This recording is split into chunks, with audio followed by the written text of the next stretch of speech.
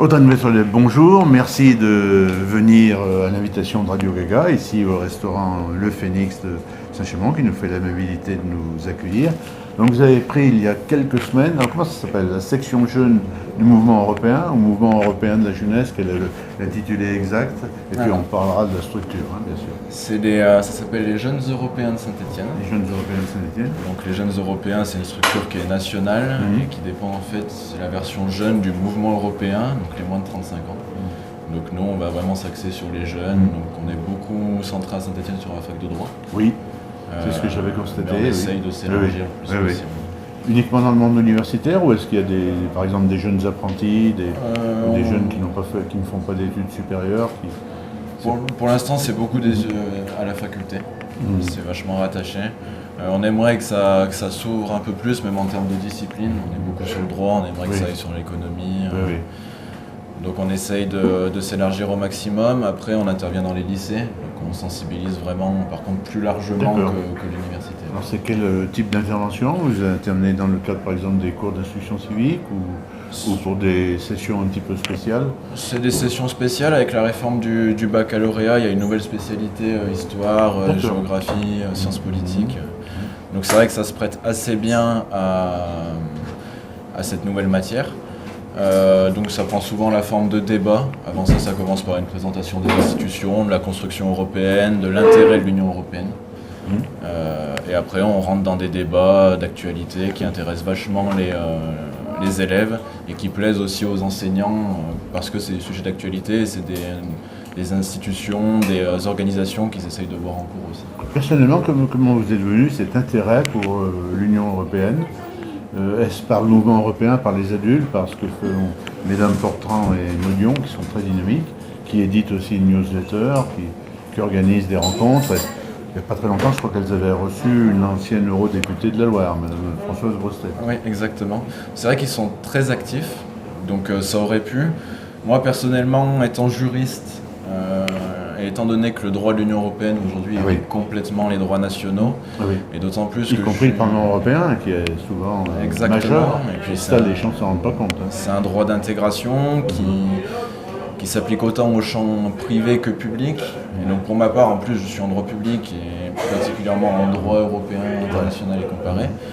Donc ça rentre complètement dans mes centres d'intérêt aussi. Donc c'est vrai que c'était assez logiquement que je me suis orienté vers les jeunes européens. Quand vous entendez quelqu'un qui normalement préside l'Union européenne pour le semestre, le président hongrois dire que Bruxelles c'est aussi dangereux que quand la Russie avait envahi son pays en 1956, évidemment c'est des propos outranciers, mais quand même très dangereux, parce qu'aujourd'hui on peut dire qu'il y a une véritable césure entre l'Union européenne, avec des frontières communes, avec la Russie. On voit par exemple la Pologne qui est très embêtée, qui a dû densifier sa frontière avec la Biélorussie. Il y a un danger militaire qu'évoquait votre prédécesseur à ce micro.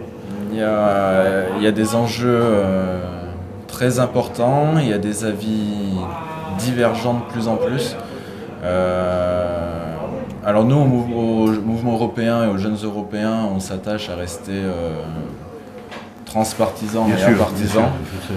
Par contre, ce qui est certain, c'est que ce sont des idées et des discours qui inquiètent, parce qu'on reste un mouvement quand même européen.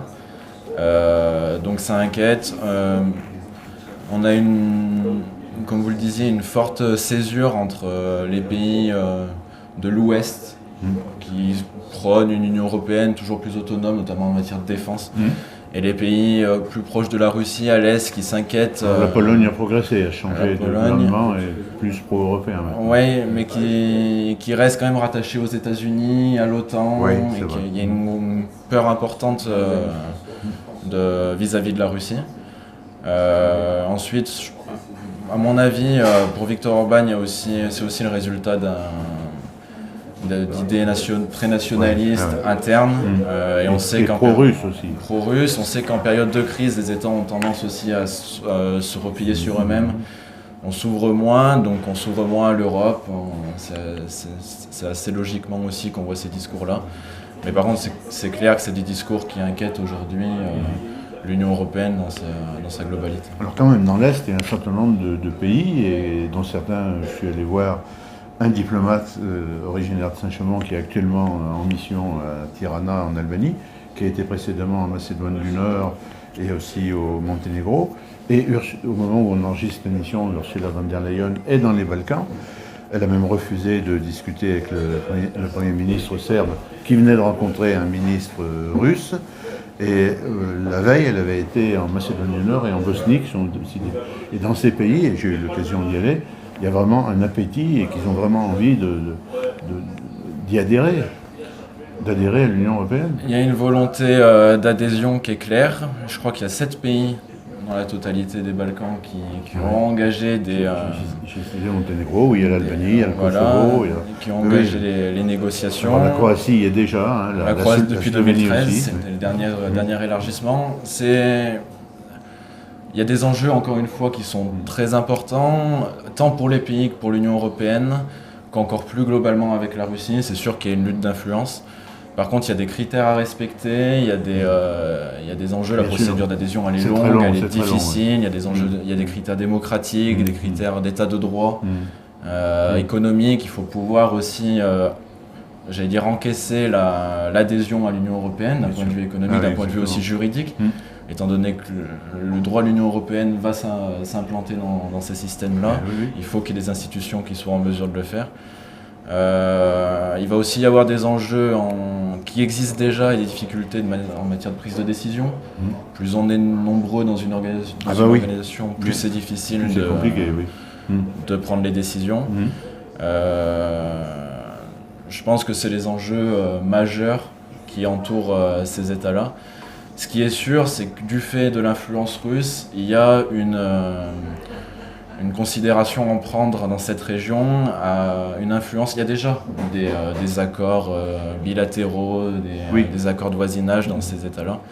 Mais c'est une région qu'il faut intégrer au maximum, en prenant le temps qu'il faut en matière d'adhésion. Je ne parle pas forcément d'adhésion, ça c'est...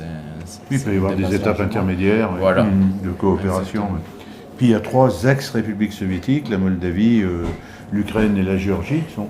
Et c'est une actualité encore très brûlante en Géorgie, je crois qu'on vote aujourd'hui ou demain, qui sont candidates à l'Union européenne aussi. J'ai eu l'occasion d'aller en Moldavie et il y a pas mal de gens qui sont francophones, on sent qu'il y a... Bon, même si le référendum est passé, ras les pâquerettes. Oui, comme souvent. Oui. Parce qu'on sait aussi les limites du référendum. Le poids de l'influence soviétique, ex-soviétique. Après, c'est sûr qu'il y a une volonté, aujourd'hui la Russie elle fait peur. Et il y a une volonté de se rattacher à l'Union européenne, au monde occidental, qui est certaine de la part de ces États-là et qui s'entend. Le traité prévoit que pour les États européens, pas dans l'Union européenne, il y a un droit à demander l'adhésion à l'Union européenne. Ces États, ils sont sur le continent européen, ils sont européens, ils ont des traditions communes avec des États de l'Union. Il est clair qu'il faut prendre en compte leur volonté aussi d'adhésion et de rentrer en négociation, de conclure des accords, de prendre le temps qu'il faut.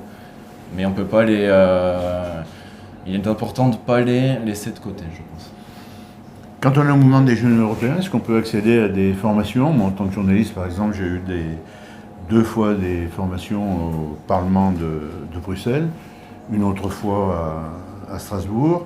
On avait fait un congrès d'un syndicat de journalistes aussi à Bruxelles et j'ai trouvé ça très intéressant. Donc on était plongé, on avait même visité et assisté à une conférence de presse et visité les studios de Radio France. Plus on a pu assister les travaux de commission. Et je pense que c'est important effectivement qu'il n'y ait pas que les journalistes qui puissent accéder à des formations qui étaient d'ailleurs financées par l'Union européenne. Et bien sûr, il fallait adhérer, il fallait être journaliste professionnel, il y avait des conditions, mais j'en garde un très bon souvenir. Oui, c'est sûr. Sur les formations, les jeunes européens proposent beaucoup de formations, en effet, mais c'est sur de la sensibilisation. C'est aussi une association qui écrit beaucoup, donc on a le Taurillon, qui écrit des articles. Au niveau européen, on a l'Europa-Loire. Oui. Donc on propose, des formations pour sensibiliser, en fait apprendre à sensibiliser, à informer sur la construction européenne, les institutions, comment l'Union européenne s'intègre dans notre quotidien à tous. Pour terminer, Audrey, un site internet, peut-être une référence ou une présence sur les réseaux sociaux pour ceux qui voudraient aller plus loin et pourquoi pas adhérer? Au niveau des jeunes européens Saint-Etienne, on est très présent sur LinkedIn et Instagram. C'est là où on va vraiment mettre nos actualités pour nous suivre. Donc c'est vraiment sur ces réseaux-là, donc Jeunes Européens Saint-Etienne sur Instagram et sur LinkedIn. Merci beaucoup de vous Merci êtes déplacé pour Radio Gaga, d'être venu au Phénix de Saint-Chamond.